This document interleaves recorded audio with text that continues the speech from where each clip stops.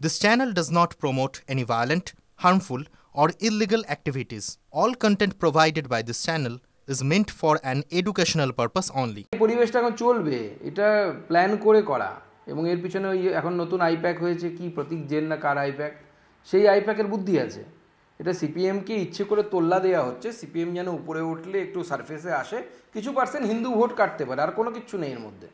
ও দুপক্ষের fish fry জোট আছে, তলে তলে নেতারা সব এক, নিচের তলায় কচি কমরেডরা মার খাচ্ছে, যারা বোঝে না, যারা না মার্কসিজম বোঝে না ভারতবর্ষ বোঝে, তারাই মারটা খাচ্ছে, আর উপরের বড় কমরেডরা ফিশ ফ্রাই খাচ্ছে। পশ্চিমবঙ্গের মানুষই বিভিন্ন কেন্দ্রীয় সরকারি হসপিটাল এবং পার্শ্ববর্তী রাজ্যের হসপিটাল সুযোগ নেওয়ার জন্য, চিকিৎসার সুযোগ নেওয়ার জন্য যেতে বাধ্য হচ্ছে, এবং উত্তরবঙ্গের মানুষ আসামে চলে যেতে বাধ্য হচ্ছে।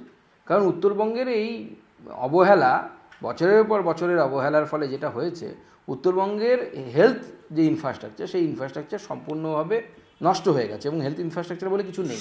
ঘটনা ঘটা উচিত নয় আমার তো মনে হয়। দেখুন, ব্রাত্যবাবুরা আনন্দ করেছিলেন সেই সময় যখন রাজ্যপালের সাথে এই ধরনের ঘটনা ঘটেছিল।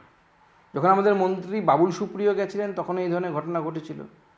বিরোধী দলনেতাকে ঢুকতে দেবেন না যাদবপুর ইউনিভার্সিটির আন্ডারে, ভেতরে রাজ্যপালকে ঢুকতে দেবেন না, শিক্ষামন্ত্রীকে ঢুকতে দেবেন না, তিনি আমাদের বিরোধী দলের শিক্ষামন্ত্রী হতে পারেন। এটা ট্র্যাডিশন হতে পারে না, এটা কোনো সংস্কৃতি নয়। এই সংস্কৃতি শেষ হওয়া দরকার। কিন্তু তৃণমূল কংগ্রেস এই সংস্কৃতিকে ব্যবহার করে ভোটের সময় নো ভোট টু বিজেপি এদের দ্বারা পরিচালিত করেন এবং বিজেপিকে হারানোর চেষ্টা করেন। উদয়ন গুহই একসময় সিপিএম অফিসে গিয়ে বসে থাকতেন মন্ত্রিত্ব পাওয়ার জন্য, এবং এটা পুরোটাই গট আপ গেম চলছে।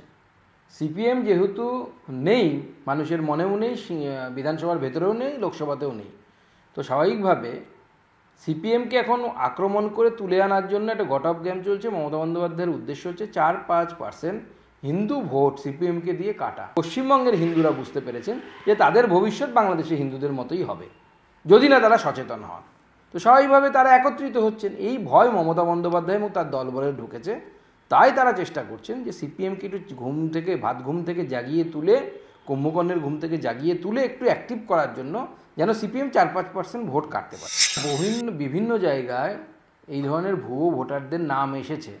এমনকি আমি এই লোকসভা নির্বাচনের আগে ডুপ্লিকেট নাম প্রায় আমার লোকসভা থেকে 4-5 হাজার নাম কাটাতে পেরেছিলাম, এবং তার অনেকগুলো, এটা হিমশৈলের চূড়া মাত্র, অনেক নাম কাটাতে পারিনি আমরা।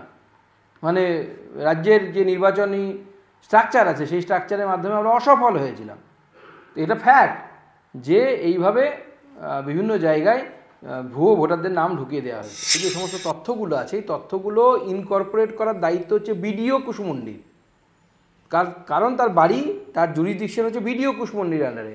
তো বিডিও কুশমুন্ডির অফিসে বসে থাকা অফিসাররা বা লোকেরা যারা এই কাজটা করে, তারা ভুল করেছে, নচেত এটা তো হতে পারে না। নির্বাচন কমিশন দিল্লি থেকে বসে তার নাম, কারো নাম ঢোকায় না, নাম ঢোকে হচ্ছে গ্রাসরুট লেভেলে, নাম বাদ যায় হচ্ছে গ্রাসরুট লেভেলে।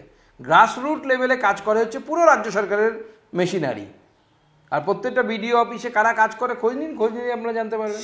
বাংলাদেশি মুসলমানদের নাম পশ্চিমবঙ্গের ভোটার তালিকায় একের পর এক আছে, কতগুলো লাগবে। তো বাংলাদেশি মুসলিমরা কার পক্ষে ভোট দেবে পশ্চিমবঙ্গে এসে? জামাতের বন্ধুর পক্ষে ভোট দেবে। জামাতের বন্ধু মমতা বন্দ্যোপাধ্যায়, জামাতের বন্ধু অভিষেক বন্দ্যোপাধ্যায়, ফিরহাদ হাকিম সাহেব, তাদের পক্ষে ভোট দিচ্ছে। ভারতীয় জনতা পার্টির রাজ্যে নাম আছে এরকম প্রমাণই নেই তাদের কাছে। উল্টে আমার লোকসভায় একটি ইনস্ট্যান্স এসছে আপাতত, যেখানে দেখা যাচ্ছে একজন হিন্দুর নাম, সেই নাম বাদ দিয়ে দেওয়া হয়েছে। হিন্দুরা মূলত বিজেপির ভোটার,